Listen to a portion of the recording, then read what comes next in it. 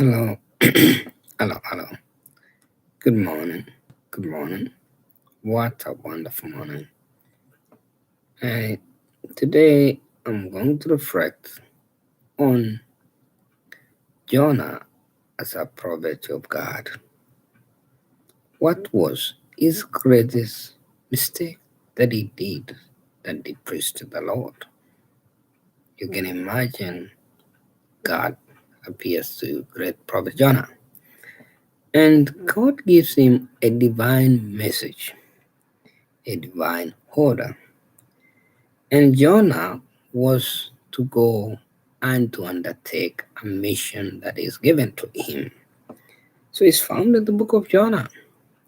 We are going to really examine Jonah as a person, as an individual, his mistakes, and what is the moral lesson we learn from his mistakes, and how can we correct such a misfortune. So before I start with the word of prayer, the name of the Father, the Son, the Holy Spirit. I invite the power of the Holy Spirit to guide me as I dive to understand the greatest mistake that Jonah as a prophet made. So, brethren, I invite you as we are going to cross examine a prophet in the Old Testament. His name is Jonah. And Jonah is called to go to a particular city. It's like you're given a mission or you're given an assignment. And think of like your job.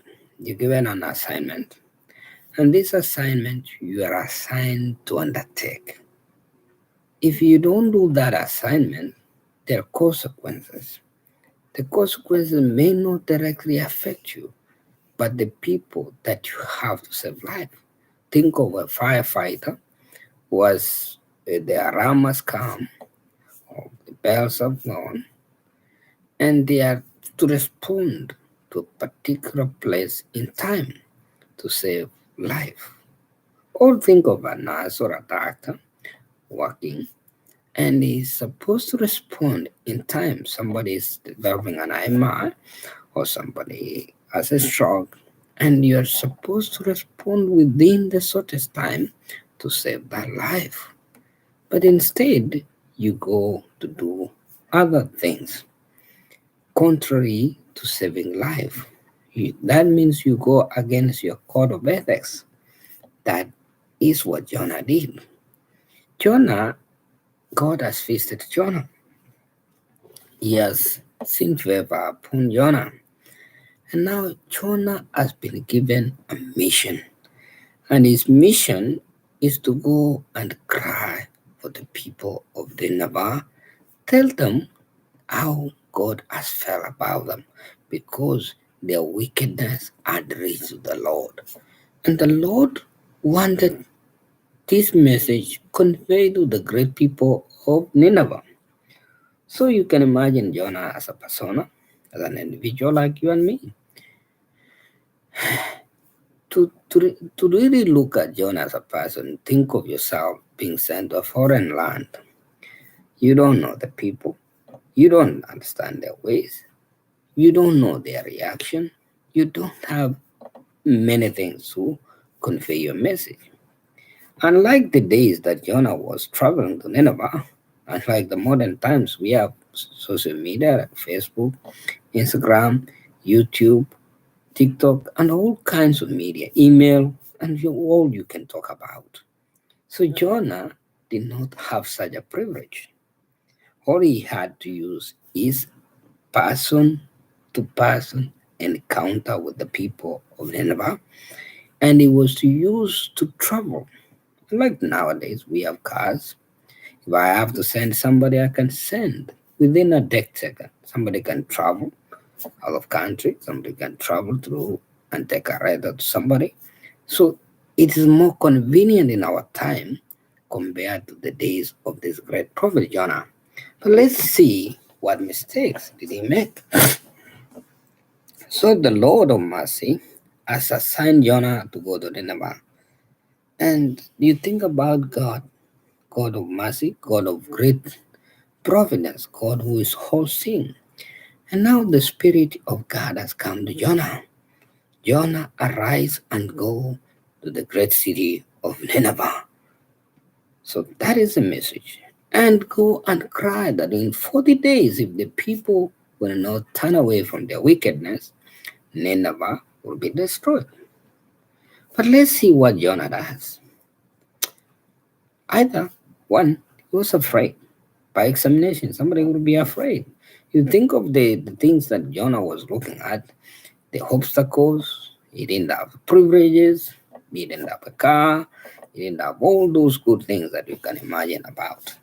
It didn't have no other status. All it was to use his word of mouth, person to person encounter. And some people would ridicule him and say, what is he talking about? Who is he? What messages? See, maybe they will think, go to your place. So those are assumptions. Jonah now, because of such a human nature, because we are human nature, and we tend to react with fear and being timid, Jonah was running away from the eyes of God, from the presence of God. Where did Jonah go?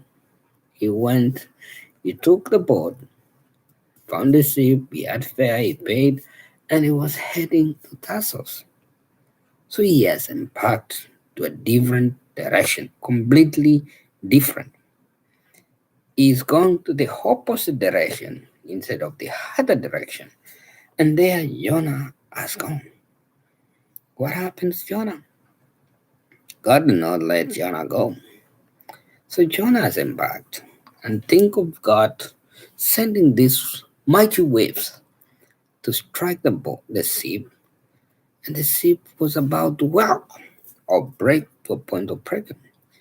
And those people, including those uh, who are heading, the the persons who are responsible for the board, when they realize something is not working, they drew a spell. They wanted to identify a specific person who would be the cause of the problem. But Jonah, he was so indifferent. He went and slept under the boat. He was just busy, forgot everything. He didn't even put or anything. He forgot that hell with this. All he was focused is he was running away. But the people now were affected. They felt the pain. They felt the presence of God. They felt the mighty hand of God. And they said, no, something I got to give here. Something got to be done. So they looked in the boat and found this guy. He was hiding from and said, tell us, what mission do you have? Where are you going? Where do you come from? It's that time Jonah, he identifies himself. I'm saying, I'm a man who fears God. And I'm running away from his presence, from his spirit. And he says, well, and they said, they threw a spell and it fell on him and said, tell us, what must we do in order for us to be saved here? Jonah now makes a decision, and maybe out of desperation, he thought, maybe if they throw me still, I'm not going to preach there, everything will end. So that fear and hunger was guiding him, and he said, maybe that would be the end of the journey. But the Lord had prepared his way because God is ahead of our time. God is a planner. God is all seeing. God is omnipotent. Think about what He's doing to the waves. Think of the power that He's sending and it's shaking everything. And when He threw him, there was a fish, a whale that was waiting to swallow Jonah. And Jonah stayed in that fish for 3 days. And it went and vomited him at the seashore, near to the place where Jonah was going. So God turns a 360 degree and say, about time, go back to where you need to go. Now Jonah embarks his journey and reflect. You see, Jonah, when he's in this fish for 3 days, it's when he remembers God. It's when he feels the dew of the misery and the pain. He remembered God and he prayed to his holy temple. God remembered him until he made it well to vomit him. Now Jonah embarks to go to Nineveh and conveys the message of 40 days. He conveys the message of repentance, and he travels 3 days the whole city of Nineveh and proclaims the message of destruction. When the people looked at the seriousness of this person, because now God has made him aware of himself, He has made him aware of the power that he has. And the Lord now, and the people of Nineveh turned to the Lord from the least to the greatest. They took off their clothes, they wear sackcloth, and they were fasting. And the king decreed that no, even the animals in Nineveh were not to eat. So the decree was passed, and the people responded faithfully to the message of this great prophet. What did the God do?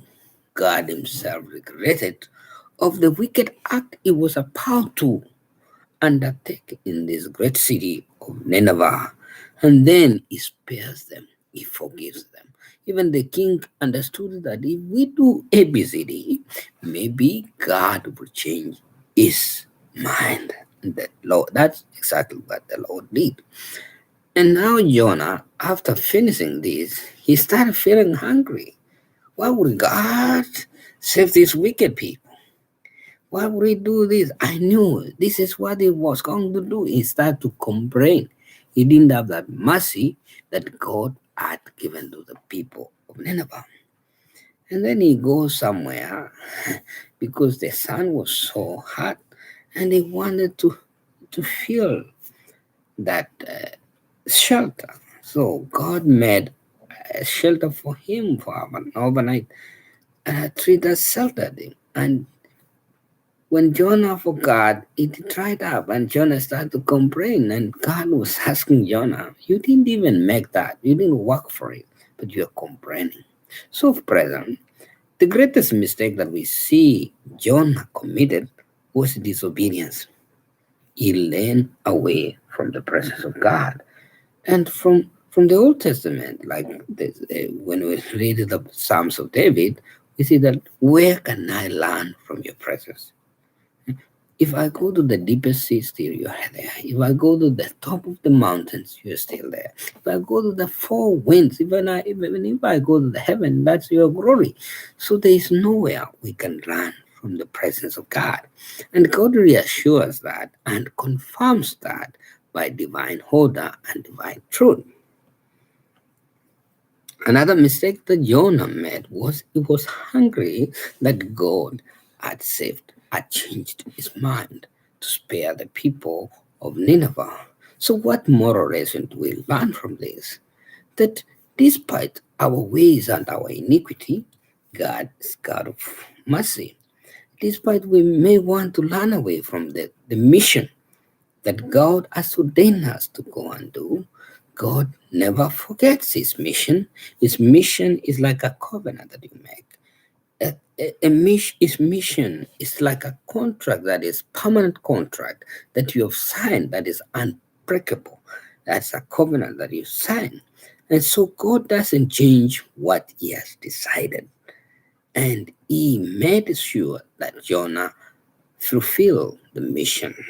So, brethren, I encourage you as we continue to ponder and reflect that once we're given a mission, our job responsibility is to do our utmost faith, our utmost effort to fulfill our mission so that we can get a greater reward than awaits us. Like Paul says in the book of Corinthians, what can Paul says, and I think it's the book of Ephesians, what can separate me from the love of God? Will anguish, will persecution, will suffering, will sickness, all no, nothing. But Paul also refers that he has learned a lesson. In our life earthly journey, our goal is to learn our race, to do the best that we can do, to live according to God's will and God's command. We follow His order, we follow His rules, we obey His command in order for us to be what is servants of His glory. So, brethren, may God bless you and continue to reflect on this beautiful story of Jonah. You and me, we are Jonah all the time. Look at ourselves inwards. Project yourself and see yourself where God assigns you. Whether it's a family project, whether it's your job, think of the mistake that you are given an assignment, you abandon your assignment, and what will be the consequence. You think about it that will affect others, not only yourself. So, brethren, may God bless you in the name of the Father, the Son, and the Holy Spirit. Amen.